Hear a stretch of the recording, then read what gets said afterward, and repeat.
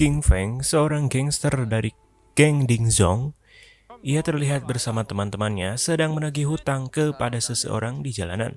Namun orang itu malah marah dan tiba-tiba segerombolan orang menyerang King Feng dan teman-temannya.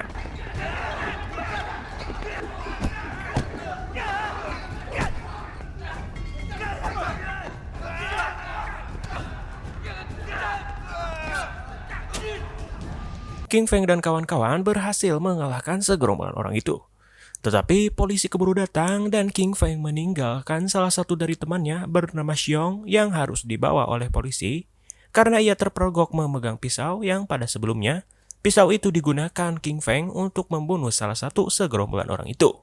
Atas tuduhan pembunuhan itu, Xiong harus masuk penjara. Sementara itu, salah satu temannya bernama Hua memutuskan untuk membuka toko selepas Xiong di penjara. Sedangkan King Feng selalu menjadi andalan ketua geng Dingzong bernama Bo Xiong untuk menyelesaikan permasalahan gangsternya. Singkat cerita, beberapa tahun kemudian, Xiong baru saja menghirup udara segar setelah mendekam di penjara dan disambut dengan hangat oleh Hua. Kemudian ia pun pergi ke pasar tempat ia dahulu bekerja sebagai gangster dan disambut dengan senang oleh para pedagang. Hal ini membuktikan bahwa Xiong sangat disukai sekali oleh orang-orang. Setelah itu, Xiong pulang ke rumah dan ia sangat terharu sekali bisa kembali lagi bertemu dengan satu-satunya keluarga yang ia punya, yaitu neneknya sendiri. Dan nenek berharap Xiong mendapatkan pelajaran atas kejadian yang menimpanya. Kemudian pada malam harinya, Xiong pun bertemu dengan Bo Xiong dan temannya bernama Guo, dan juga King Feng. Mereka sangat senang sekali Xiong bisa berkumpul lagi dengan mereka. Dan Bo Xiong berencana akan memberikan bisnis gangster kepada Xiong, yang berarti Xiong menjadi penanggung jawab gangster. Namun Xiong curhat kepada King Feng, ia sedikit ragu-ragu menerima tanggung jawab yang diberikan Bo Xiong, karena ia khawatir nenek kecewa dengan keputusan Xiong menjadi gangster lagi. Dan untung saja Xiong dipekerjakan di pasar yang berarti kembali ke pekerjaan lama. Singkat cerita, Xiong dan kawan-kawan bersama teman wanitanya bernama Lei sedang makan-makan bersama nenek sebagai perayaan kembalinya Xiong. Di tengah makan-makan itu, salah satu anak buah King Feng melaporkan bahwa wilayah kekuasaan Bo Xiong telah diserang oleh segerombolan orang. Alhasil King Feng pun dan kawan-kawan langsung bergerak menuju tempat terjadinya kekacauan. Xiong yang melihat hal itu, ia pun ingin ikut dengan King Feng. Namun Hua menghalaunya karena Xiong masih berstatus bebas bersyarat.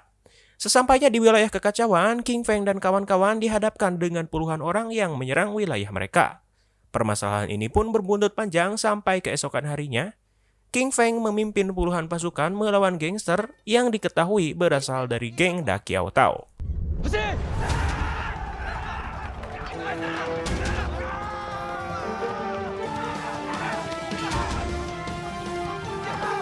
Sama halnya dengan pasar yang kedatangan geng Da Kiao Tao memalak iuran kepada pedagang. Dan untung saja Xiong ada di pasar dan berhasil mengusir gangster itu.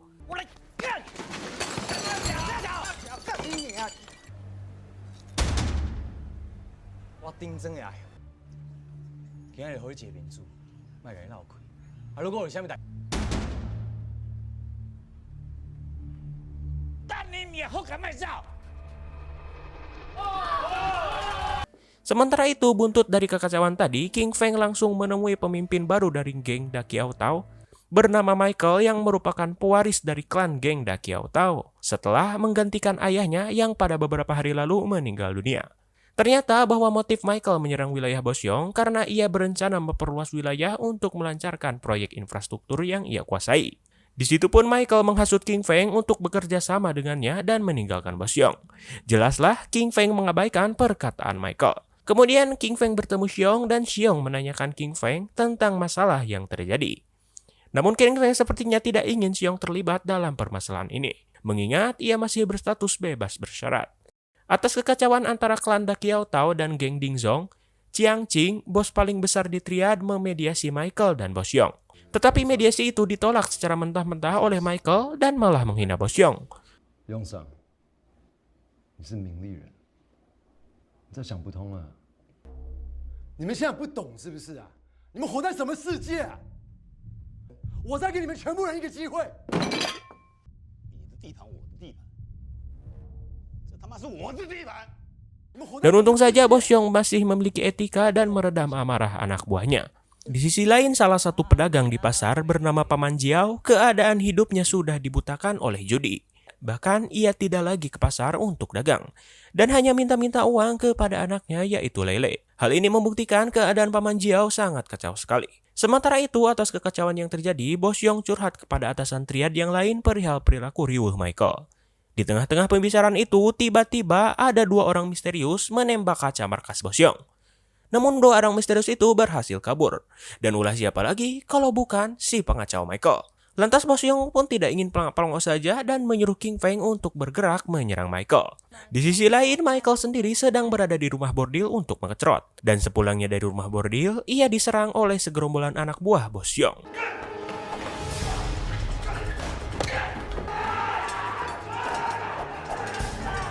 King Feng hampir saja mati dan untungnya Xiong berhasil menyandra Michael.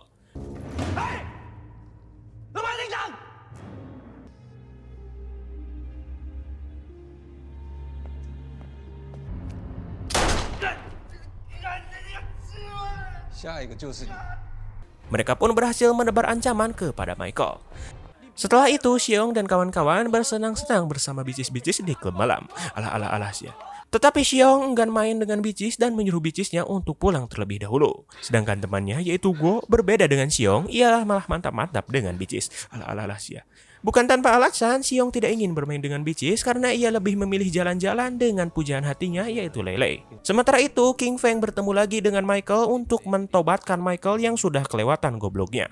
Malah sebaliknya, Michael lagi-lagi menghasut King Feng untuk bersekutu dengannya dan mengkhianati Bos Yong. Michael mencoba untuk mempengaruhi King Feng dan memanas-manasinya bahwa dirinya tidak akan bisa menjadi ketua geng Dingzong walaupun sudah berkorban banyak untuk Bos Yong. Walaupun demikian, King Feng tetap setia terhadap geng Dingzong.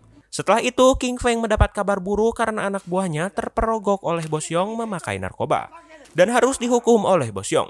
Dan perlu diketahui juga bahwa anak buah King Feng itu merupakan mata-matanya yang memberitahu King Feng tentang Bos Yong ketika curhat kepada istrinya perihal rencana Bos Yong memberikan geng Dingzong kepada Xiong. Hal ini yang membuat kepercayaan King Feng terhadap geng Dingzong diuji. Di sisi lain, Michael lagi-lagi menebar ancaman, tetapi kali ini semakin brutal. Dengan menyiksa Hua, kemudian mengembalikannya ke markas Bos Yong dengan keadaan yang sangat parah. Dan membuat Hua harus dirawat dengan intensif di rumah sakit. Xiong pun sangat terpukul sekali karena Hua merupakan teman paling dekat dengannya. Dan tentunya Xiong pasti menginginkan balas dendam atas kerusakan ini. Tetapi Lele memperingatkannya jangan terpancing emosi dan harus memikirkan nenek yang tidak ingin melihat Xiong kembali lagi bertarung sebagai gangster. Dan percintaan Xiong terhadap Lele pun diuji.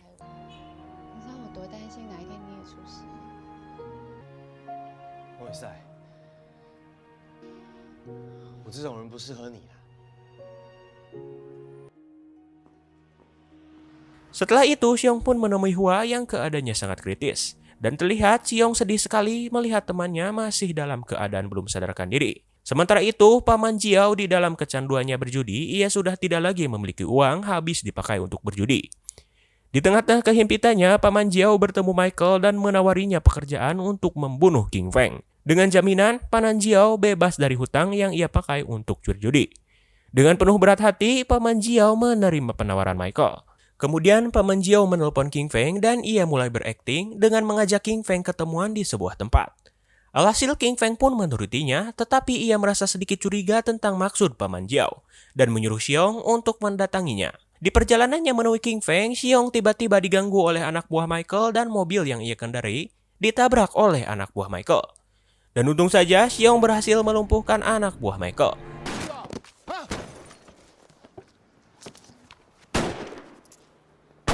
Namun ia harus rela kehilangan satu-satunya nenek yang ia punya. Sama halnya dengan Bos Yong, di tengah-tengah kesendiriannya di markas, tiba-tiba anak buah King Feng si pecandu narkoba menembaknya dari belakang. Sedangkan King Feng berhasil menghalau Paman Jiao yang berencana membunuhnya. Dan ketika King Feng kembali ke markas, alangkah kagetnya melihat Bos Yong yang sudah die. Sama halnya dengan Xiong yang tidak kuasa menahan air matanya melihat nenek sudah die. Atas kejadian ini menyisakan King Feng, Guo, dan Xiong. Mereka bertiga pun langsung beraksi untuk balas dendam. Sementara itu, Michael sedang menghadiri sebuah pesta. Dan tiba-tiba, King Feng, Xiong, dan Guo langsung menderedet mereka.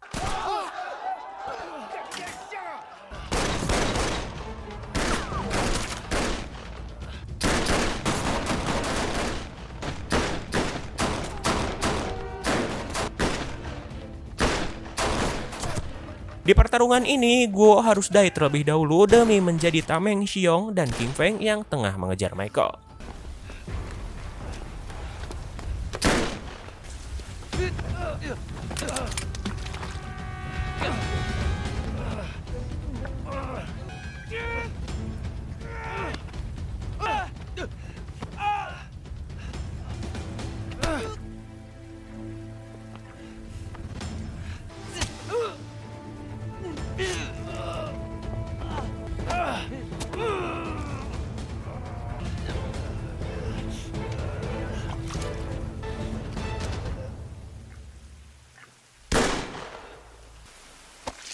Setelah pertarungan yang cukup riuh, pada akhirnya Michael bisa dikalahkan. Namun, Xiong harus die tepat di bahu King Feng. Film pun berakhir.